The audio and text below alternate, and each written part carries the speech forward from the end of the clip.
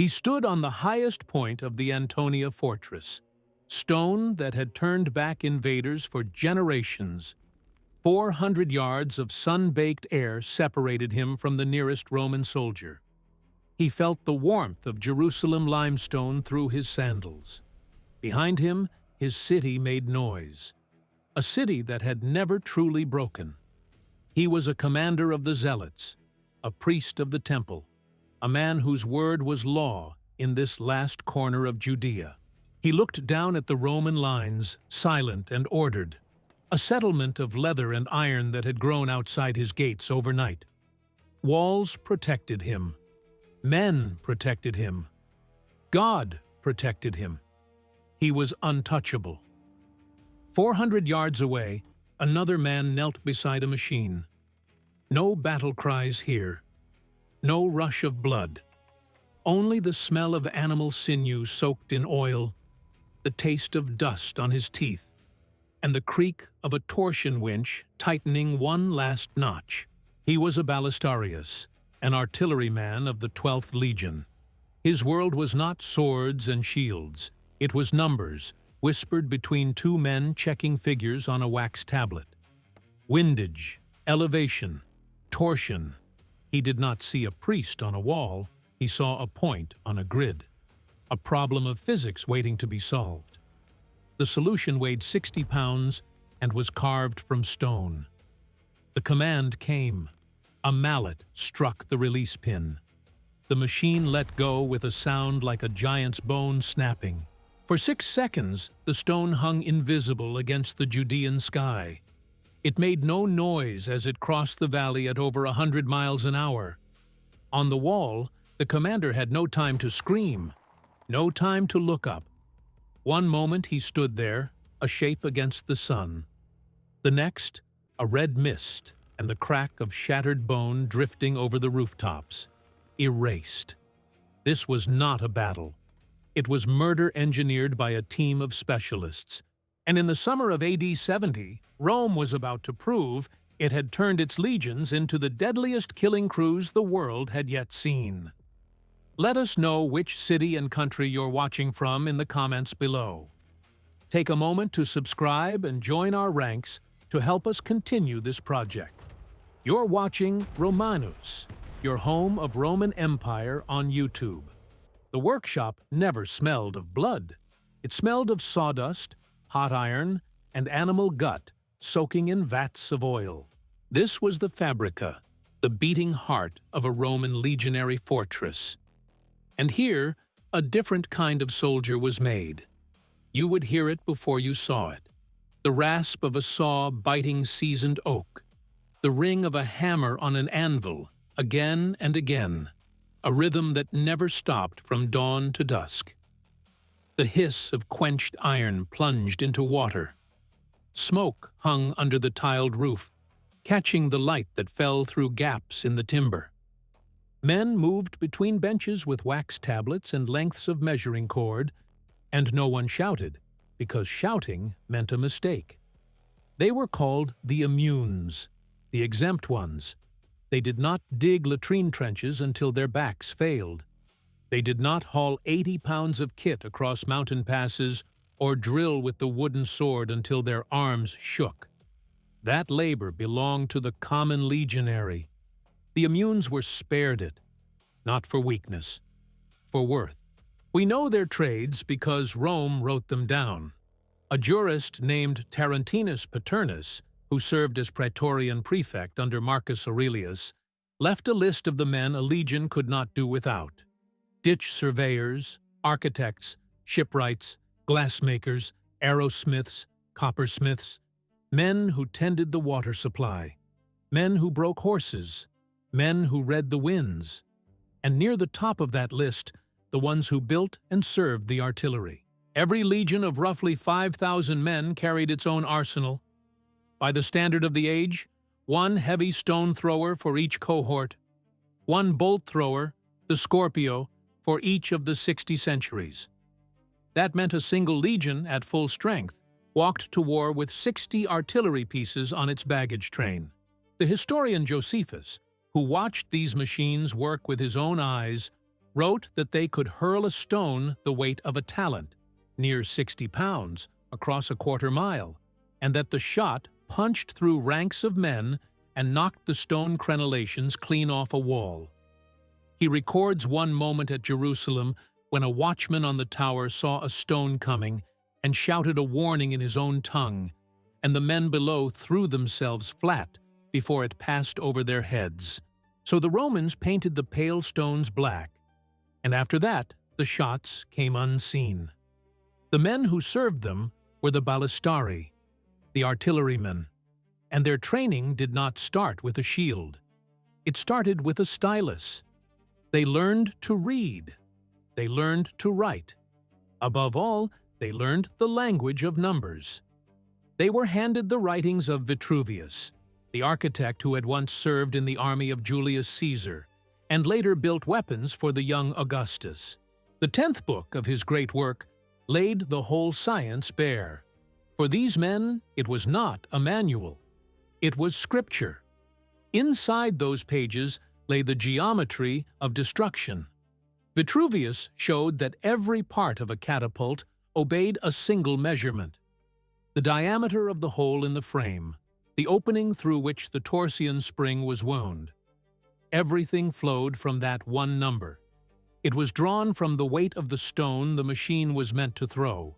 He even gave the crews a formula in cubic feet, so that from the mass of the projectile they could calculate the size of the hole down to the finger's width. 1 pound of stone demanded a hole of exact size. From there, every other dimension followed: the length of the arms, the height of the frame, the thickness of the timber. An elegant formula with no room for argument. This was war as physics. Recruits spent months bent over these equations. Some spent years. They learned to choose the wood by hand. Ash for the throwing arms, because it bent and did not break. Oak for the frame, because it held firm under strain. They learned that timber cut in the wrong season would warp and split under the first heavy load. Then came the darker knowledge: the torsion spring. The best springs were not rope, they were sinew.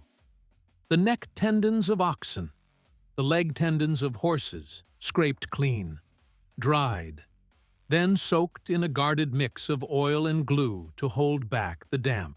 In a pinch, the writers admit, they used human hair. Women's hair was prized for its length and give.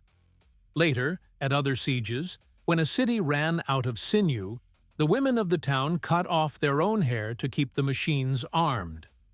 Cassius Dio tells this of the defenders of one city, and Vegetius records it as accepted practice.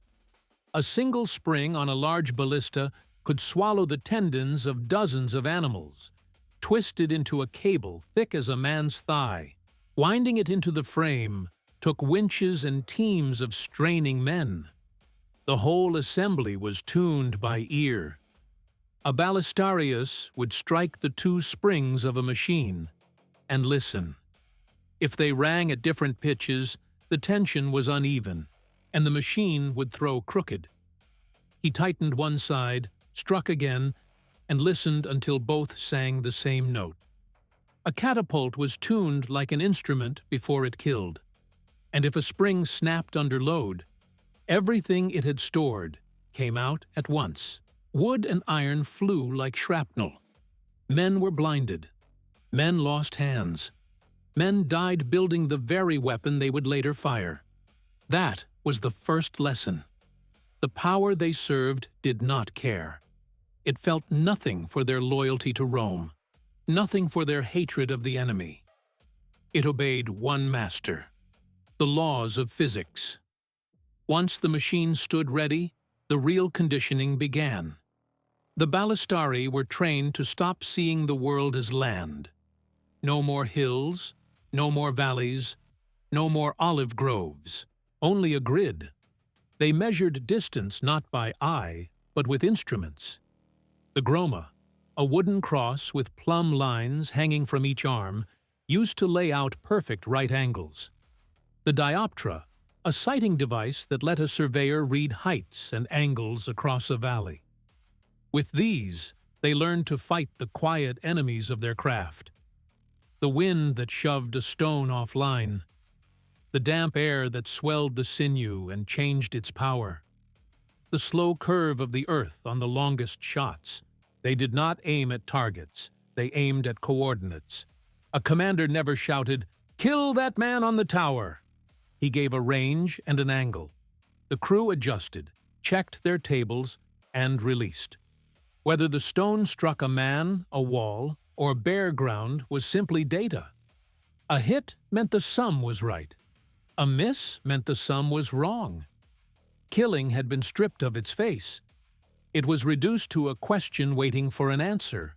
These were the first soldiers in history walled off from the reality of what they did, shielded from the horror by a barrier of mathematics. They did not kill men. They solved for X. And this whole way of thinking was not born in Rome. Rome stole it.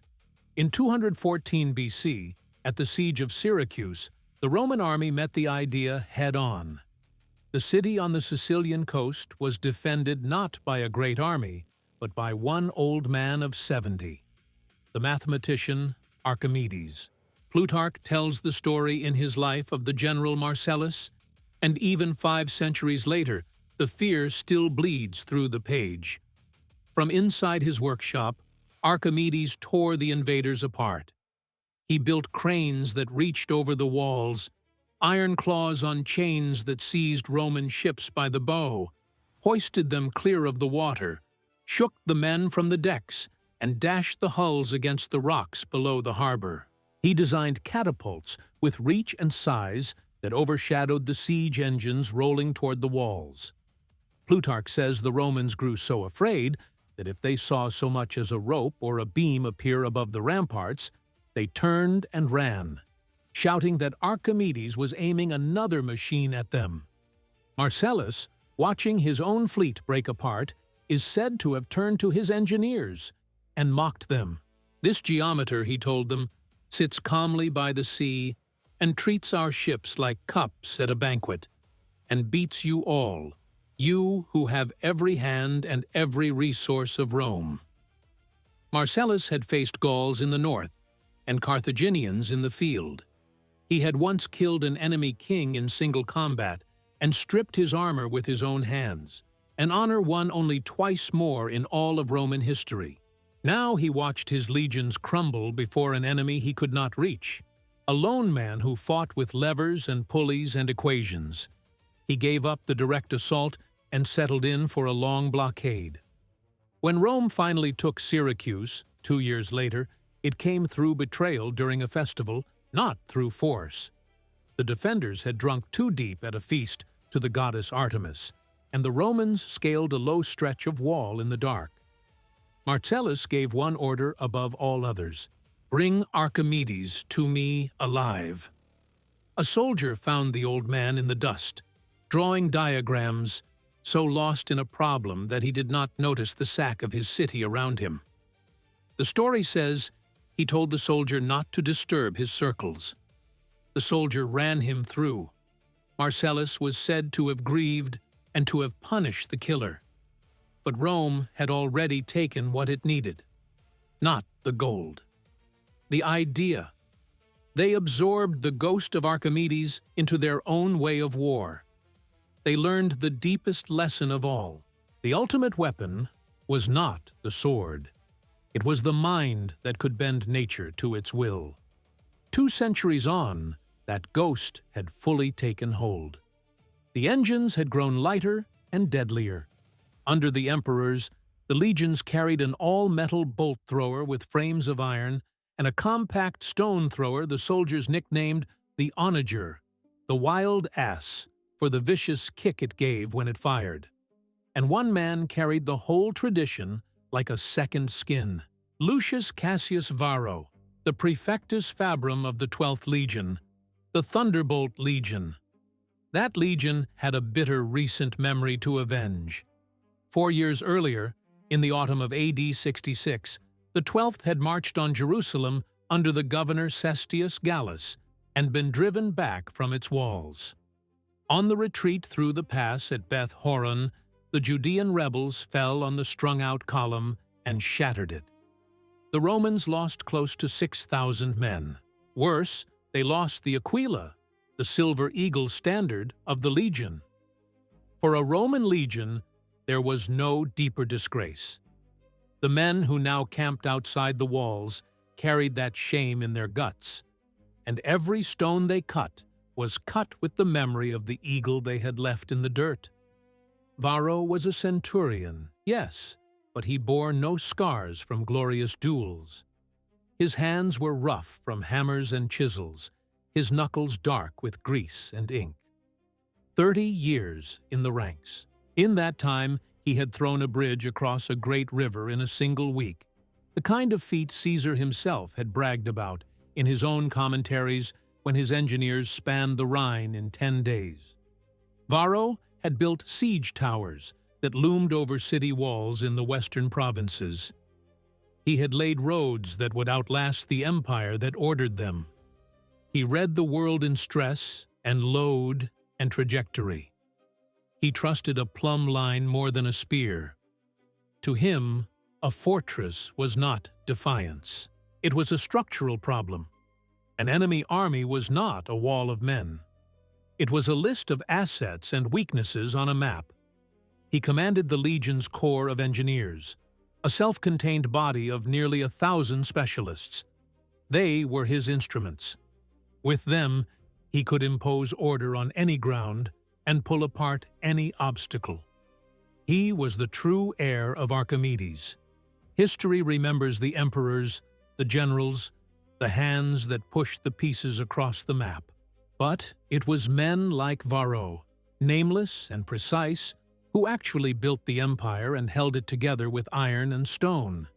And it was men like him who made certain Rome's enemies could be dismantled with the same cold care.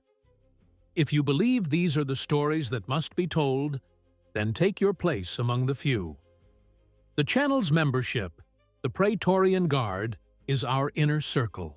It is the cohort of viewers who stand watch over these stories and make sure they are researched and made with the quality they deserve. Join the Praetorian Guard, and you stop being a spectator of history. You become its guardian. You get early access to our investigations and other rewards, but more than that, you enlist in the work of keeping this history alive. If you are loyal to these stories, take your post. Click the Join button and become a Praetorian. In the spring of AD 70, Jerusalem was a city eating itself alive. Inside the walls, 3 rebel factions fought one another as fiercely as they fought Rome.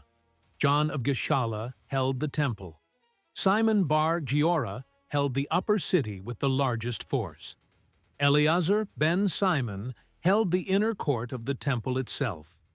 In their fury, they had burned each other's grain stores, the very food that could have carried the city through a siege. Josephus, a Judean commander who had surrendered to the Romans and now walked in their camp, later wrote that the factions destroyed in a few days what would have fed the defenders for years. When Titus arrived, the city was already starving itself. Outside the walls, it was Passover. Pilgrims had poured into Jerusalem by the tens of thousands to keep the feast, and the gates had closed behind them. They were trapped inside with the fighters and the famine. Josephus put the number of dead across the whole siege in the hundreds of thousands, and while ancient figures run high, every account agrees the crowding was without measure. Men who tried to slip out at night to forage were caught by the rebels and killed as traitors, or caught by the Romans and crucified in sight of the walls. Josephus wrote that the soldiers, in their anger and their boredom, nailed the captives in different postures for sport, until there was no wood left for crosses and no room left for the bodies. Mothers, he claimed, went mad from hunger, and one turned on her own child. The tale spread through both camps and hardened every heart on the walls. Titus set up his headquarters on high ground to the northwest, on the hill they would later call Scopus, the lookout. because from there a man could see the whole city laid out below. The temple caught the morning sun and threw it back white and gold. The great walls ran along the ridge lines, and along the Roman line the ground was already changing. Trees for miles around had been felled. Josephus wrote that the country outside the city, once thick with gardens and groves, was stripped bare, the land made flat and empty as far as the eye could reach. The wood was going into the machines and the earthworks. The birds had gone. The valleys that had been green in living memory now showed only stumps and churned soil. 4 legions ringed the walls, the 5th, the 10th, the 12th, and the 15th, near 60,000 men counting the auxiliaries and the client kings who had sent troops. Varro stood inside the tent of his commander, close to the freshly dug Roman lines. Before him stood the supreme commander of the whole Judean campaign, the emperor's own son, Titus Flavius Vespasianus. His father had left the war to take the throne in Rome the year before, and now the son would finish what the father began. Titus was 29, hardened by 2 years of this war, practical to the bone. Suetonius later wrote that in his youth, Titus was thought soft, fond of feasts and music, until the field burned it out of him. Suetonius also swore the young commander could imitate any hand he saw, and joked that he might have been the greatest forger of the age. There was no speech about Roman glory in that tent, no words about the duty to pacify the province. He spoke to a practical officer as one professional to another. He unrolled a set of detailed sketches of the city's defenses, drawn from the reports of spies, deserters, and Josephus himself, who knew Jerusalem from the inside and had once helped fortify Galilee against the very army he now served. His finger traced the 3 great walls, tapping each strong point in turn. The Antonia fortress, named by Herod for Mark Antony, its 4 towers looking down on the temple platform. The towers of Phasael, Hippicus, and Mariamne, which Herod had raised in white stone in memory of a brother, a friend, and the wife he had murdered in a jealous rage. The sacred platform of the Temple Mount. Then his finger stopped. It hovered over the drawing of a single man standing on the wall of the Antonia. He looked at Varro, his eyes empty of feeling. The mission was not conquest, not yet. It was something cleaner. The mission was extermination. The order was not to break the walls of Jerusalem. It was to hunt down and kill every leader of the rebellion, one by one, from half a mile away. To cut off the head of the revolt before a single Roman boot crossed the threshold of the city. And the first name on the list was already standing on that wall, watching the Roman machines being assembled below, certain that no weapon on earth could reach a man protected by God, by stone, and by 400 yards of empty air. The legions did not arrive like an army. They arrived like a glacier, a slow, grinding force that changed the shape of the land as it came. At the head of the columns walked no fighting men in armor. First came the agrimensors, the surveyors. They crossed the hills of Judea with wooden staves and bronze gromas, calm as men laying out a garden. They were not searching for good ground to fight on. They were building a city, a portable Rome of leather and packed earth, with straight streets running north to south, a defensive ditch, and a command tent at its heart where the fate of the old city below would be decided. Josephus, who watched it rise, wrote that a Roman camp went up so fast and so ordered that it seemed a town had been carried in on men's backs and set down whole. Every camp was the same, he noted, wherever the legions marched, so that a soldier could find his own tent in the dark in a country he had never seen. But this time they were doing more than raising a camp. They were assembling a killing floor. Every stake hammered into the soil was a measurement. Every trench was a firing line drawn in advance. Where each ballista platform sat was a choice made with care. Varro and his engineers worked like architects, building an arena for one purpose. They raised platforms on the Mount of Olives, high ground to the east, where 3 generations before, a preacher from Galilee had wept over the city and foretold the day when its enemies would throw up a rampart and hem it in on every side. Now, Roman timber stood on that same ridge. From there, the machines looked straight down onto the temple. They set more platforms to the west, on the high ground by Herod's palace, so the lines of fire crossed and overlapped across every major gate and tower. Any point on the walls that mattered was now covered by 2 heavy machines, often 3. No blind spots, no cover. The whole ring of the city sat inside a grid of overlapping death. Before a single Roman had thrown his spear, the fight for the walls was already decided. It had been won on a surveyor's chart. Jerusalem was not 1 wall, but 3. The 3rd wall, newest and longest, ran around the northern suburb that had spread beyond the old defenses. King Agrippa had begun it, then stopped when Rome grew suspicious of so strong a rampart on a client city. The rebels had finished it in haste. Behind it stood the 2nd wall, and behind that the 1st, the oldest, guarding the upper city and the temple platform. Between them lay the deep gorges the city trusted more than stone. The Kidron Valley to the east, the Hinnom to the south and west, a place with a name so cursed that in the old tongue Gehenna became a word for hell itself. The rebels believed the ground fought for them. Varro believed the ground could be measured. The city that Rome now ringed was one of the wonders of the Eastern world.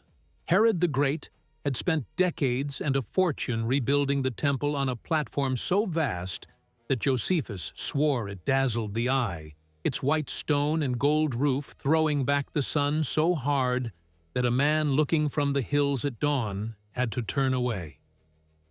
Pilgrims came from Egypt, from Babylon, from every corner where Jews lived, to see it once before they died. Roman law had long left this one temple alone, exempt from the emperor's image, its rights protected by treaty. Now the same stone that had drawn the faithful marked the range for Roman gunners. The first week was quiet, too quiet. The men on the walls braced for a storm that never came. The Romans dug. They built. They strengthened their own lines. But no stone flew. No ram touched the gates. No ladder rose against the stone. The silence did its own work. It bred doubt, then contempt. The rebel commanders stood on the towers and hurled insults down at the men below. They walked the battlements with their chests out, sure of their walls and sure of their cause. Some had waited their whole lives for this war. 4 years earlier, the priest Eleazar, son of the high priest Ananias, had stopped the daily sacrifice offered in the emperor's name. That single act was a declaration that there would be no going back. The men now on the walls had burned their bridge to Rome long ago. They did not know they were already marked. Inside the Roman camp, the hunt had begun. Titus held a list of names, gathered from deserters and spies who had crept out through the gates, the prophets who moved the crowds, the faction chiefs who ruled by fear, the captains who knew how to defend a wall. These were the men holding the city together. A ballista crew from the 5th Legion, the Macedonica, drew the first name. Their target was a leader whose height and habits marked him out on the ramparts. The crew was handed his description, his routine, his favored spot on the wall. Their job was not to batter the fortress. It was to kill one man. For 3 days they watched. They did not fire. Their machine, a smaller and sharper weapon of iron frames, stayed hidden under a leather hood to keep the sun off the springs. They logged the hours their target appeared. They measured the range to the place he liked to stand. They read the wind at dawn, at noon, at dusk, when the hot air off the desert shifted and pulled a shot off its line. They knew the sinew springs drank the morning damp and threw short until the sun burned it off. They were not soldiers waiting for a battle. They were hunters learning the pattern of their prey. On the fourth morning, everything lined up. The air hung still. The sun sat at their backs and burned into the eyes of the defenders. Their man stepped up onto the battlement, ringed by bodyguards, and pointed down at the Roman lines. The order came. The numbers were checked. A soldier struck the release. The arms slammed forward into the padded stops with a crack that rolled across the valley, and the stone crossed the gap. The men on the wall heard nothing and saw nothing. One instant, their commander was giving orders. The next, a spray of red where a body had been. The stone flew on, smashed a block of masonry from the parapet, and dropped into the streets below. The bodyguards stood frozen, wearing what was left of the man they served. Then the screaming started. For the defenders, it became a week without explanation. A priest cut down in the outer court of the temple while he spoke to a crowd. A captain flung off the wall at the Jaffa gate, his body broken on the stones below. A quartermaster killed on a bridge as he moved food between two quarters of the city. No warning, no tramp of an advancing army. Only the sudden crack of a stone that seemed to drop out of an empty sky. Josephus, watching from the Roman side, wrote that men were carried clean off, their heads torn from their shoulders and thrown far from where they had stood. He recorded one shot at Jotapata, his own earlier defense, where a single stone struck a man on the wall and knocked his head so far that it landed a third of a mile away. Another, he wrote, tore an unborn child from a woman's body and flung it clear across the parapet. The terror ran deeper than any wound. This did not feel like war. It felt like judgment. It felt as if God had turned against them and was picking them off one at a time. To climb the wall was to accept a death you could neither see nor dodge. The whole defense froze under the weight of unseen eyes. But the defenders were not fools. And desperate men think fast. They worked out that the stones, cut from the pale local limestone, were hard to see against the bright sky, but not impossible. If you knew where to look, you could catch a flicker as one rose. So they built a warning. Watchers took the highest roofs, their only task to stare into the air above the Roman lines. The moment they caught the puff of dust from a firing machine or the glint of white stone against blue, they screamed one phrase, over and over. The stone is coming. The cry ran along the walls from mouth to mouth. Men learned to drop flat the instant they heard it. Josephus set this scene down himself, the shout going up and the whole line falling to the ground before the shot arrived. It was a rough shield against a weapon built for precision, but it held. For a few days, the deaths stopped. The Roman shots thudded into empty stone, or sailed over battlements where a man had stood a breath before. Hope crept back into Jerusalem. They had found a way to fight the ghost. Rome answered at once. The answer was simple, and it broke them. Varro's engineers built no larger machines. They did not need to. They changed the ammunition. The legionaries were sent out at night to gather dark volcanic rock, and where they found none, they smeared the pale limestone shot with a thick coat of black pitch. It was not just a trick of engineering. It was a blow aimed at the mind. The next morning, the hunt resumed, and the warning system died. The watchers stared into the sky and saw nothing. A black stone against deep blue is gone the moment it leaves the arm. The cry of warning fell silent. In its place came the wet thud of impact and the screams of the hit. Rome had made its killers invisible again. The fear came back worse than before. Now there was not even the mercy of a shout. Death was silent once more, and it could land in the next heartbeat. The dark stone did more than kill. It taught. A man who sees the weapon can believe he faces an enemy. A man who sees nothing begins to believe he faces God. That was the true weapon Varro had built, not the machine. The doubt it planted in every mind behind the wall. Inside the city, the doubt curdled into something worse. Famine had come with the siege, and it fell hardest on the poor and the pilgrims trapped by the closing gates. Josephus tells of men who chewed leather from their belts and shields, of others who fought over a handful of grain and searched the sewers for anything to swallow.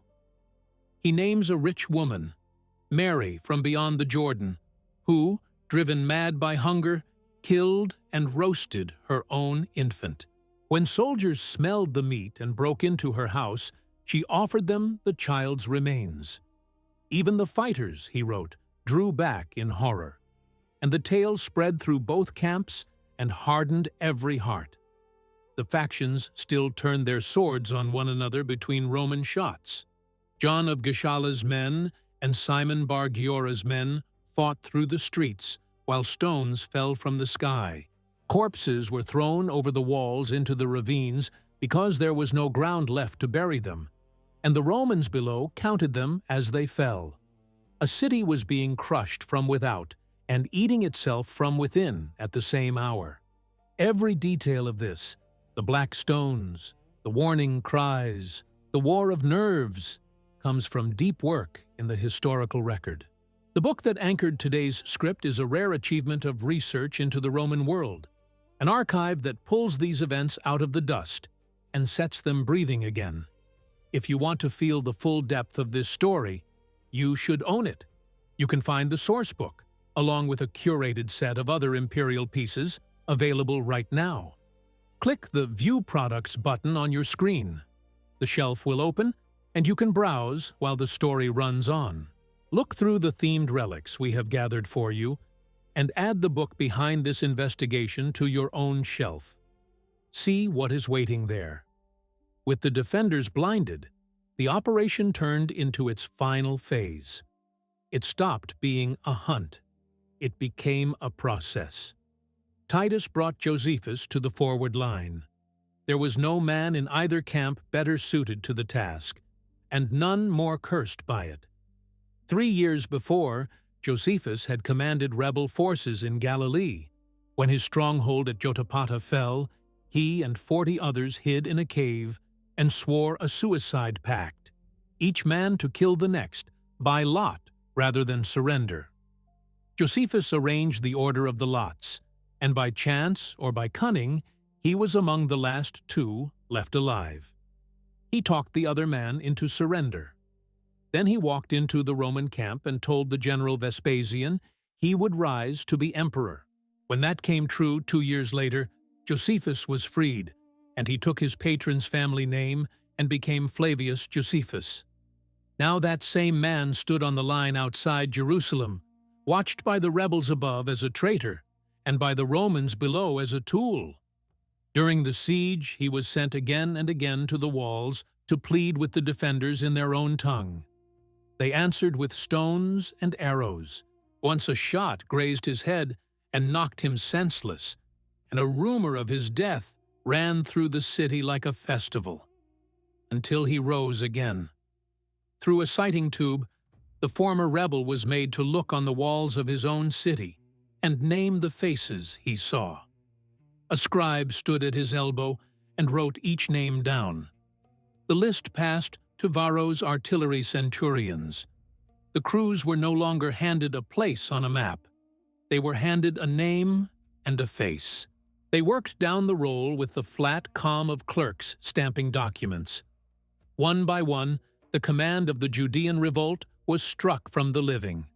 The engineering corps had become a long-range firing squad, carrying out killings ordered by the state with the accuracy of arithmetic. The defenders were no longer fighting a legion. They were being taken apart by a machine, and there was a colder purpose behind it. Titus did not want a ruined city. He wanted the temple standing when it fell, a prize to carry home to a father who had seized the throne only a year before and needed a triumph to prove the gods favored the new dynasty. The war had already made Vespasian emperor once, when the Judean legions hailed him in the year of 4 emperors, and he marched west to take Rome from Vitellius. Now the son had to finish what had lifted the father. Suetonius wrote that Titus killed so freely at this siege that men called him cruel, though the same writer swore he was gentle in Rome and wept when he could save no one. Here, gentleness had no place. Every leader killed from 400 yards was a leader who could not order the walls held to the last stone. The engines were not just weapons. They were an argument, hammered into the city one death at a time. Surrender, and the temple lives. Resist, and be erased. But the men who now ran what was left of the defense had made their choice long ago, and they would not bend. John of Gischala melted down the sacred vessels of the temple and drank the holy wine, telling his men that those who fought for the house of God could take their keep from it. When word of that reached the walls, even the desperate knew the old world was already gone. As the last of the named leaders fell from the ramparts, a new order came down from the command tent. The targeted killing was finished. The machines that had picked off single men were about to swing their aim from the towers to the crowds packed behind them. The real terror had not yet begun. With the mind of the rebellion cut out, the siege changed its nature. The clicks of the ballista winches no longer counted down to the death of one man. They counted down to the death of a city. The order came from Titus. The time for picking off leaders was over. The engines were to be turned on everyone. The crews were handed new coordinates. They no longer aimed for the men on the battlements. They aimed over them. Varro's engineers reset their machines. They raised the throwing arms to the steepest angle, turning flat shooting killers into high arcing mortars. The first stones were ranging shots. They dropped into the packed streets of the lower city, one here, one there, while the gunners on the hill read where they fell and adjusted. Then the numbers were confirmed, and the whole artillery park of 3 legions opened on a single mark, the Temple Mount. For the defenders, this was a new kind of death. For weeks, the danger had belonged to the important, the commanders, the priests, the men who stood on walls. A woman in her house, a child in a doorway, a beggar in an alley, had felt half safe from the killer on the hills. Now the killer walked among them. 60-pound stones fell from an empty sky into the heart of the crowd, flattening houses, smashing market stalls, crushing people where they stood. The lower city, where the poor and the trapped pilgrims had crowded together, became a field with no cover and no warning. The famine had already hollowed these people out. Josephus wrote that the living looked like the dead, their bellies swollen, their eyes sunk, and that men dropped in the streets while searching for food and were not buried because no one had the strength to dig. He tells of the deserters who slipped out to the Romans and swallowed their gold coins first, to hide them, and how the auxiliaries caught on and cut open the bellies of the escapers to pick through their guts for the metal. In one night, he claims, 2,000 were opened this way. Now the stones fell on those who stayed. A family that had survived weeks of hunger could be gone in a single crash of masonry through a roof. There was no logic a mind could grip, only the wet thud, the the dust, and the search for who was missing. But the true target was the temple itself. The Romans took it apart from 400 yards. Stones crashed into the court of the Gentiles and scattered the civilians who had fled there for sanctuary. They shattered the low stone barrier that carried warnings in Greek and Latin forbidding foreigners to pass, on pain of death. One of those very slabs would be dug from the ground 18 centuries later, the letters still sharp, proof that the words were real. A shot rang off the great bronze gate that Josephus called the finest of them all, so heavy that 20 men were needed to close it each night, and left a scar in the metal. Another punched through the cedar roof of a chamber lining the court and brought the beams down on the priests beneath. This was not a plan to breach a wall. It was surgery on a living faith.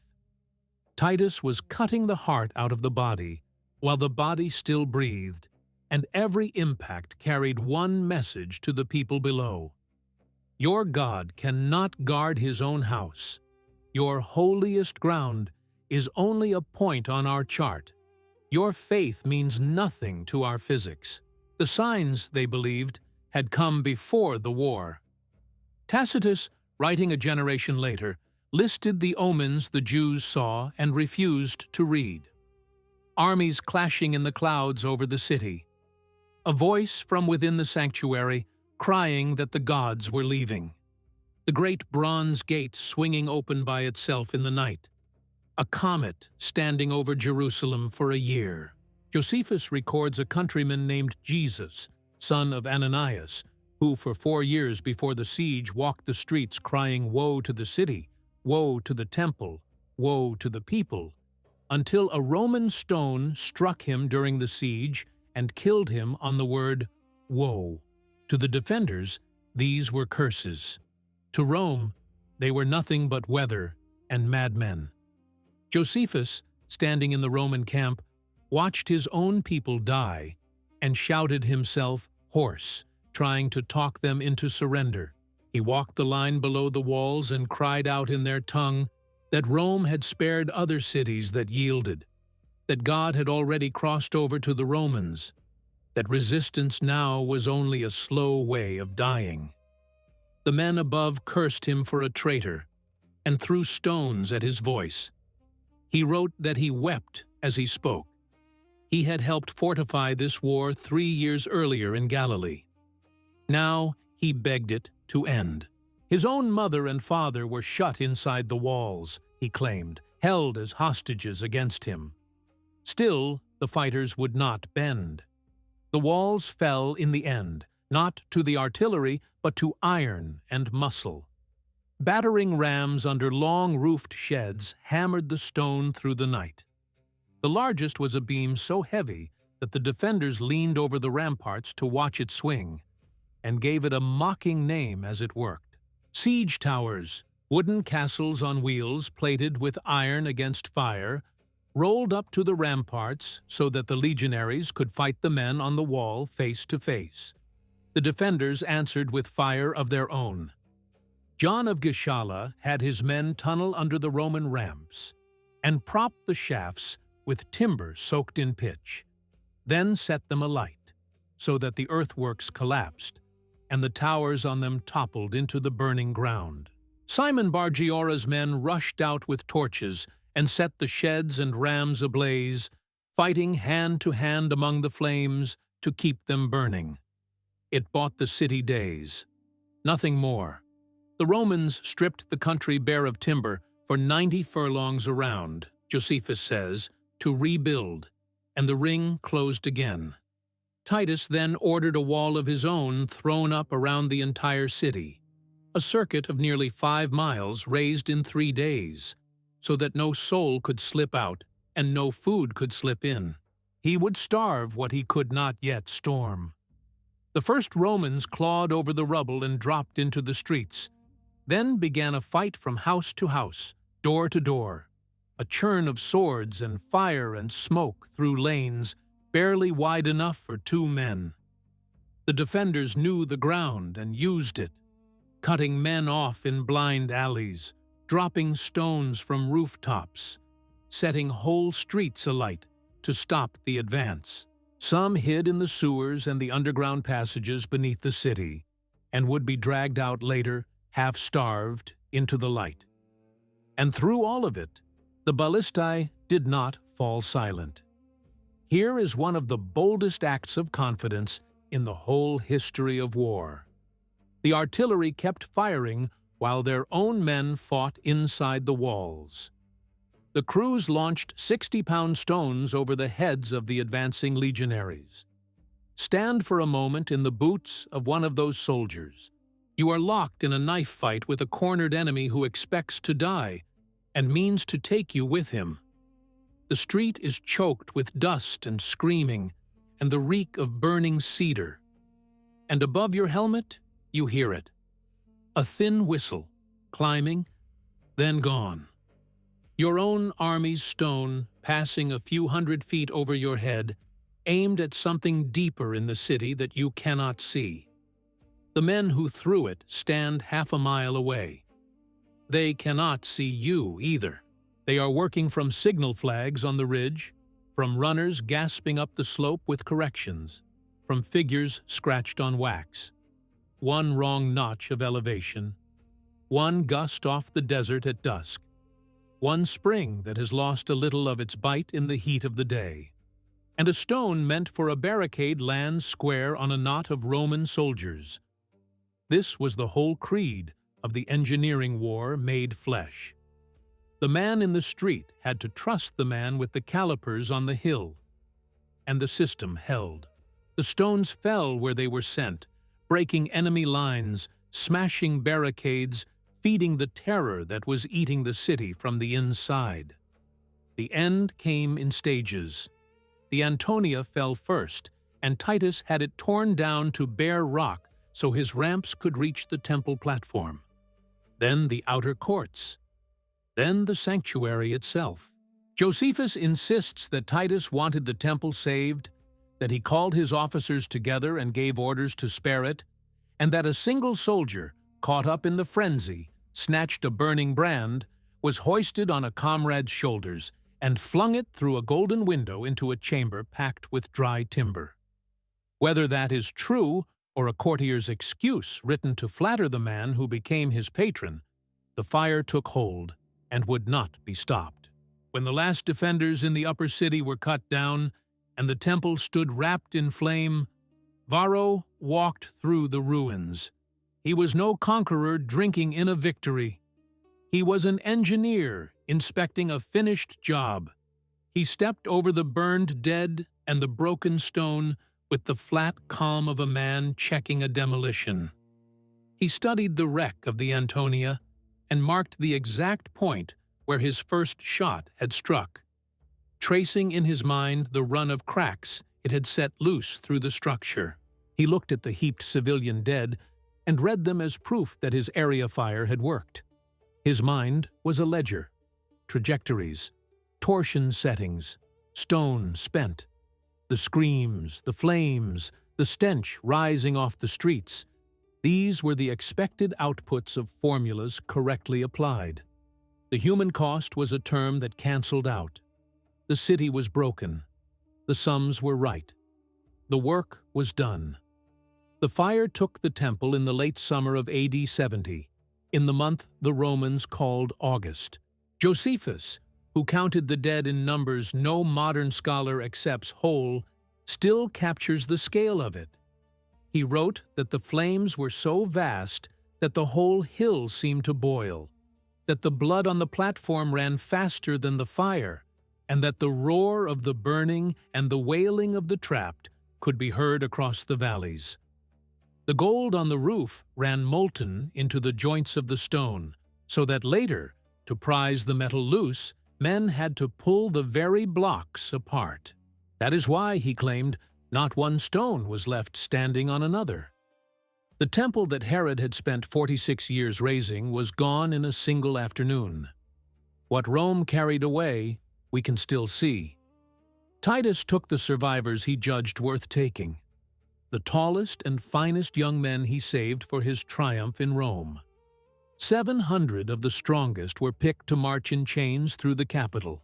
Simon Bar Giora, dragged from the tunnels where he had hidden, was kept for the climax of the procession, then led to the Forum, scourged, and executed in the old Roman way, reserved for enemy commanders. John of Gishala was condemned to prison for life. Thousands more were sent to the mines of Egypt or handed to the provinces to die in the arenas, torn apart by beasts or set against each other for the crowds of Caesarea and Beirut on his brother's birthday and his father's. On the arch, the Romans later raised in Titus's honor, still standing at the edge of the old Forum, the sculptors cut a line of soldiers hauling off the great menorah, the sacred table, the silver trumpets, marching the loot of God's house into the streets of Rome. The war did not truly end there. A few strongholds held out. The last, the rock fortress of Masada above the Dead Sea, would not fall until the year 73, when the 10th Legion built a ramp up the cliff and broke in to find nearly 1,000 defenders had killed themselves in the night, rather than be taken. Josephus says 2 women and 5 children survived, hidden in a cistern, and they told the Romans how the men had drawn lots to kill one another so that no hand should be a slave to Rome. But Jerusalem, the heart, was already ash. Then came the last turn of the knife, the quietest and the darkest. The men of the engineering corps were not paraded as heroes. They were technicians who had finished a task. They were called home. The 12th carried its shame for the eagle it had lost years before, and Vespasian punished it further by posting it to a bleak frontier station in the far east of the empire, near the sources of the Euphrates, where it could earn back its honor far from Rome. But its engineers, and the specialists drawn from the other legions, were valued for exactly what they had proved they could do. They came back to a capital where Vespasian was working to fix his new dynasty in place. He had taken the throne through civil war, the 4th man to claim it in a single year, and he needed the people to forget the blood that had carried him there.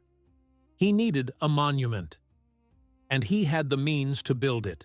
Suetonius records that Vespasian and Titus celebrated the fall of Jerusalem with a joint triumph through Rome. The spoils of the temple carried before them for the whole city to see, and that the vessels of the temple were later kept in the emperor's new temple of peace. The treasure stripped from Jerusalem, the gold and silver melted into bullion, would pay for the largest public work Rome had ever attempted. There was a bitter fitness in the choice of ground. Vespasian raised his monument on the site of the vast artificial lake that Nero had dug for his private pleasure palace, the Golden House that the last of the old dynasty had built across the heart of the city for himself alone. Vespasian drained the lake. Where a tyrant had kept a private pond, the new emperor would give the people a place of their own. The message was as calculated as any ballista shot.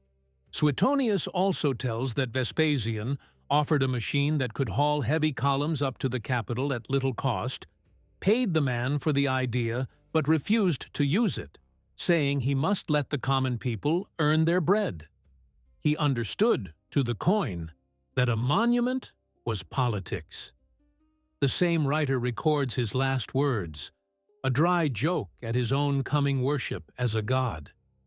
"Dear me," he said, "I think I am becoming a god." So Varro and his men, masters of load and stress and leverage, were handed their new orders.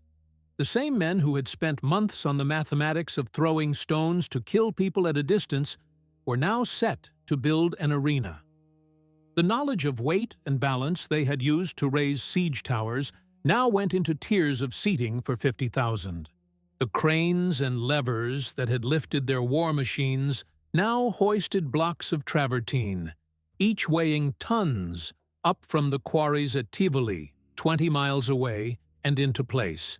held not with mortar, but with iron clamps set into the stone.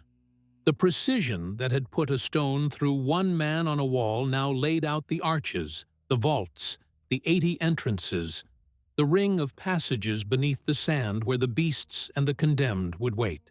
An inscription later reconstructed from the holes left in the stone records the plain truth of how it was paid for. From the spoils of war. They were the engineers of the Flavian amphitheater. We call it the Colosseum. Hold that thought. The same craft that aimed the stone at the priest on the wall in Jerusalem drew the plans for the arena where condemned men would be torn apart by beasts for a cheering crowd. Some of those first condemned were the very captives dragged back from Judea, made to die on Roman sand for the pleasure of the people whose taxes their labor had once threatened. The same minds that perfected killing at long range built the most famous stage for killing as a show. The cold arithmetic sharpened on the battlefield came home, was scrubbed clean, and was sold back to the people as an afternoon's entertainment. The building opened around the year 80, under Titus himself, now emperor, with 100 days of games in which thousands of animals and men died on the sand. Cassius Dio wrote that on the opening days, 9,000 beasts were killed, and that women took part in the slaughter of them. Titus died within 2 years of the games he had given, and the crowd wept for him as if for a father. The ballista did more than break a city. It set a pattern. Its logic, its efficiency, its way of turning a human being into a number was perfected in the field and carried back to the center of the empire, where it built a temple to a new god, the god of the crowd that wanted blood not for victory, but for the pleasure of watching it spill. Thank you for staying to the end of this investigation. If these are the stories you believe must be told, subscribe to the channel, tap like, and send this video to someone who should see the ground that history is truly built on. You've just watched another premium documentary by Romanus, your home of the Roman Empire, on YouTube. Now look at your screen. Another story is already waiting. It is the next step in your descent into the past. Click it and keep going.